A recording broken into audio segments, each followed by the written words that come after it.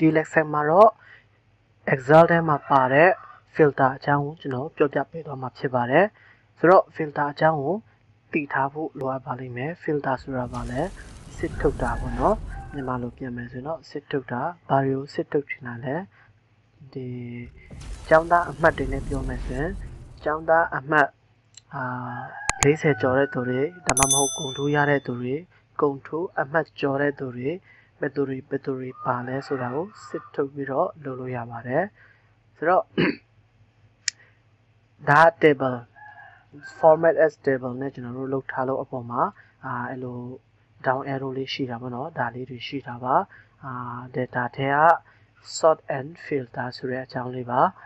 ဆိုတော့ table နဲ့မဆွဲရိုးရိုးနဲ့ဆွဲခဲ့တယ်ဆိုရင်ဘယ်လိုပေါ်မလဲဆိုတော့ဒါလေးကိုကျွန်တော် select လုပ်ကြည့်လိုက်မယ် select လုပ်ပြီးတော့ဘေးနာကို copy ကူးလိုက်မယ်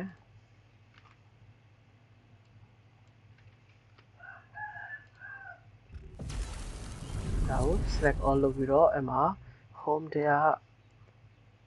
clear format ဆိုတဲ့ဟာလေးကိုရွေးလိုက်ပါ clear sorry ပါ clear format ဆိုရင်လည်းဒီမှာကြံနေသေးပါတယ်ဒီကောင်လေးကိုပုံမှန်အတိုင်းဆိုရင်တော့ data ထဲကနေဒီကောင်လေးကိုဖြုတ်ရမှာဖြစ်ပါတယ်ဒါဖြုတ်နည်းပေါ့နော်တကယ်လို့ဒီလိုကြံနေခဲ့ရင်ဒါတွေကြံနေခဲ့ရင်ဘယ်လိုစစ်ထုတ်မလဲပေါ့နော်ဒီလိုစစ်ထုတ်လို့ဒါလေးကိုဖြုတ်ပြီးတော့လုပ်လို့ရပါတယ်ဆိုတော့ဒါကိုယ်တိုင်ဆွဲထားတဲ့ table ဆိုကြပါစို့ဒါလေးကိုကျွန်တော်တို့အပြာရောင်လေးနဲ့လုပ်ကြည့်မယ်ပြီးတော့စလုံးကိုအဖြူရောင်နဲ့လုပ်ကြည့်မယ်ဆို table လေးဆွဲကြည့်အောင်နော် table လေးကိုယ့်အကူ table လေးဆွဲကြည့်အောင်ကိုယ့်အကူလုတ်တက်အောင်လုပ်ပါ all border လုပ်လိုက်မယ်ဆိုတော့ဒါကိုယ့်အကူ table လုတ်ထားတာပေါ့နော် filter လုပ်ချင်ရင်filter မလုပ်ခင်မှာဒီမှာ total mark အရင်ပြောမယ် total mark ဆိုရင်ဒါတွေအားလုံးပေါင်းပြီးတော့ရလဒ်ကို total mark လို့ခေါ်ပါတယ်ဆိုတော့ equal to sum ဆိုပြီးတော့လုပ်ရပါမယ် sum တက်ဖို့ခုံလိုက်ပါဒါဆိုရင်ဘာတွေပေါင်းမှလဲဒီကနေဒီထည့်ကိုပေါင်းချင်တာပါကွန်ပိတ်လိုက်ပါဆိုရင် okay ပေါ့နော်အဲဆိုကျွန်တော်တို့ table လုပ်ထားလို့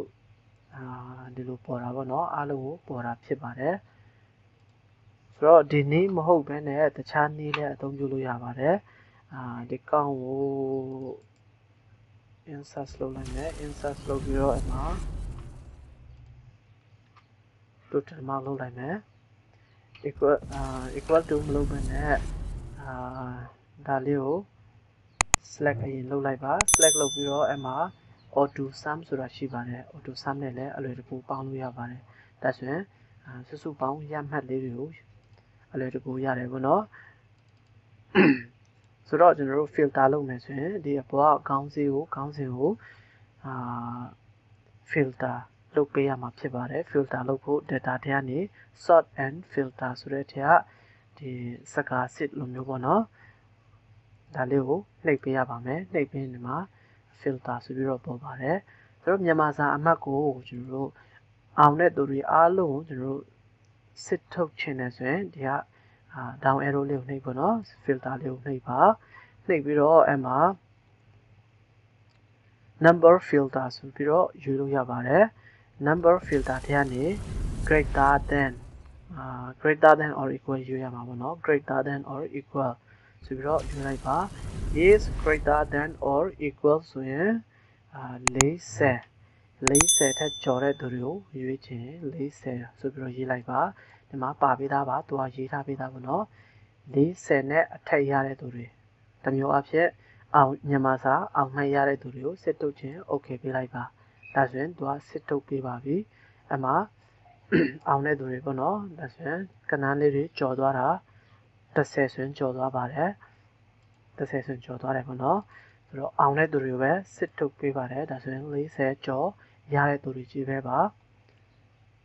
ဆိုတော့ဒါကိုပြန်ဖြတ်ခြင်းဒီကောင်ကိုပြန်နှိပ်ပါ clear filter from Myanmar ဒီ Myanmar ထဲက filter လုပ်ထားတာတွေကိုအားလုံးပြန်ဖြတ်မှာဖြစ်ပါတယ်ဒါဆိုရင်အားလုံးပြန်ဖြတ်တယ်ပေါ့နော်ဆိုတော့ရှုံးတဲ့သူတွေကိုပြန်ပြီးတော့စစ်ထုတ်ခြင်းရင်ဒီကနေလုပ်လိုက်ပါပြီးရင် number filter ထဲကနေ less than သူက less than ကိုရွေးရမှာပေါ့နော်40နဲ့အောက်ဆိုတော့40မပါဘူးเนาะဒါဆိုတော့ less than ကိုရွေးရပါမယ် less than 40အောက်ရတဲ့သူတွေကိုစစ်ထုတ်ခြင်းဒီလိုစစ်ထုတ်လို့ရပါတယ်ဒါလို့ရှင်မြန်မာစာကြားတဲ့သူတွေပေါ့နော်မြန်မာစာကြားတဲ့သူအင်္ဂလိပ်စာကြားတဲ့သူတွေလို့ချင်းလည်းအဲ့လိုပါပဲဆိုတော့အောင်တဲ့သူအရင်ကျွန်တော် filter လုပ်ကြည့်မယ်ဒီမှာအောင်တဲ့သူတွေကို greater than or equal လုပ်လိုက်မယ် greater than 40နဲ့အထက်ရတဲ့သူတွေကိုအရင်စစ်ထုတ်ပါတယ်ပြီးရင်အမှာနံပါတ်10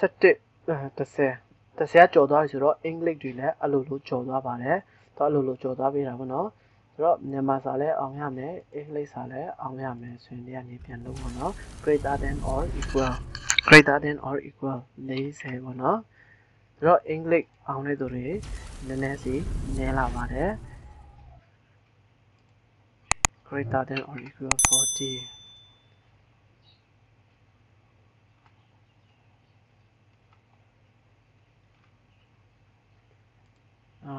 ဒီမှာနည်းနည်းမှားသွားပြီပေါ့နော် greater than or equal 40နည်းလာတယ်အဲ့လိုဘာသာစုံလုပ်ပြီးရင်အောင်တဲ့သူတွေပဲရမှာဖြစ်ပါတယ်ဆိုတော့ဒါတွေကိုပြန် filter ပြန်ဖြတ်လိုက်မယ် clear format clear filter ပေါ့နော် clear filter ကိုပြန်လုပ်ပြီးတယ်ဆိုရင်တော့အမှာ original တိုင်းပြန်ရပါတယ်ဆိုတော့အောင်တာနဲ့ရှုံးတာကိုတက်စီခွဲထုတ်ခြင်းရင်ဘယ်လိုလုပ်မလဲဒီကနေလုပ်ပေးလိုက်ပါဒီ result ထဲကနေ fail ပေါ့နော် fail လို့ဖြုတ်လိုက်မယ်ဆိုရင်အောင်တဲ့သူတွေတီးတန့်နဲ့မြင်ရမှာဖြစ်ပါတယ်ဒါဆိုရင်အောင်တဲ့သူတီးတန့်ပေါ့နော်အောင်တဲ့သူတီးတန့်ပါဆိုတော့ရှုံးတဲ့သူတွေပြချင်ရင်ရှုံးတဲ့သူတွေအဲ့ဒါလေး select လုပ်လိုက်ပါပြီးရင် pass ကိုဖြုတ်လိုက်ပါဒါဆိုရင်အောင်တဲ့သူတွေတီးတန့်ရှုံးတဲ့သူတွေတီးတန့်ပေါ့နော်တီးတန့်တွေ့ရမှာဖြစ်ပါတယ်ဒါဆိုရင်ကျွန်တော်တို့အင်္ဂလိပ်စာဂုဏ်ထိုးရတဲ့သူတွေကိုစစ်ထုတ်ခြင်းတယ်ဆိုကြပါစို့အင်္ဂလိပ်စာဂုဏ်ထိုးက85မှတ်နဲ့အထက်ဆိုတော့ဒီမှာအင်္ဂလိပ်ပေါ်မှာ filter လုပ်လိုက်ပါ number filter တဲ့ကနေgreater than or equal ပေါ့နော် greater than or equal 75 okay လုပ်လိုက်ပါဒါလို့ဆိုရင်အင်္ဂလိပ်ဂုဏ်ထူးရတဲ့သူတွေပါအင်္ဂလိပ်ဂုဏ်ထူးရတဲ့သူတွေကိုတက်စစ်ထုတ်လို့ရပါတယ်ဒီသူတွေကအင်္ဂလိပ်ဂုဏ်ထူးရတယ်လဲသင်္ချာ physics chemistry အားလုံးကအတူတူပါပဲဒီလိုစစ်ထုတ်လို့ရပါတယ်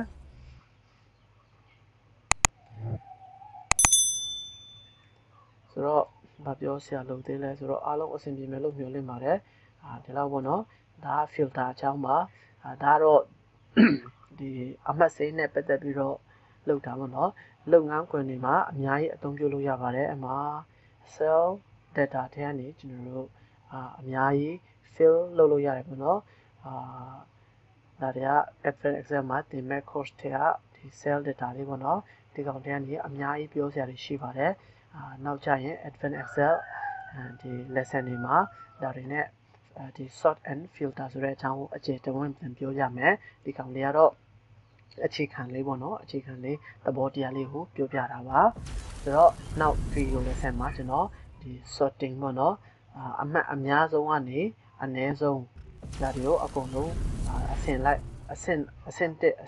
အဲ့လိုဘယ်လိုခွဲမလဲပေါ့နော်ဒါတွေကိုကျွန်တော်ပြောပြပေးသွားမှာဖြစ်ပါတယ်ဆိုတော့အားလုံးအဆင်ပြေကြပါစေ